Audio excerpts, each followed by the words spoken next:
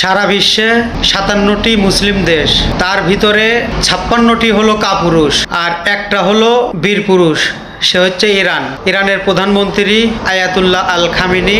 আর 56টা কাপুরুষ যদি নাই হবে তাহলে আমেরিকার ঘাঁটি এই 56টা দেশে হয় কিভাবে?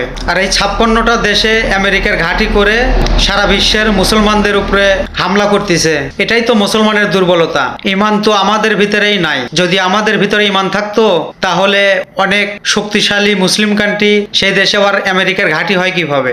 আর এই ঘাঁটি থেকেই মুসলমানের উপর অত্যাচার করতেছে। এটা মুসলমান চোখ বুজে সহ্য করতেছে, মুখ বুজে সহ্য করতেছে। যারা আমেরিকার পাঁচাটা কুত্তা, তাদেরও বিচার হবে, আল্লাহ পাক তাদেরও বিচার করবে। অন্য অন্য মুসলিম কান্ট্রিগুলা ভালো হয়ে যান, সকল মুসলমান এক হয়ে যান, তাহলে হয়তো একটা সফলতা আসবে। বেইমানি করলে বেইমানের হিসাব দিতে হবে। ইরান ঠিকই করছে, মুসলিম কান্ট্রিগুলায় যে আমেরিকার ঘাঁটি আছে ঘাঁটিগুলোয় হামলা করতেছে, তাদেরকে ধন্যবাদ দেওয়া দরকার। কারণ মুসলমানের জন্য তারা এত যে কষ্ট করতেছে আর অন্য অন্য মুসলমান চোখ বুজে বসে আছে, এটা ঠিক না কোনো সময়। আল্লাহ এগুলোর বিচার করবে এক সময়।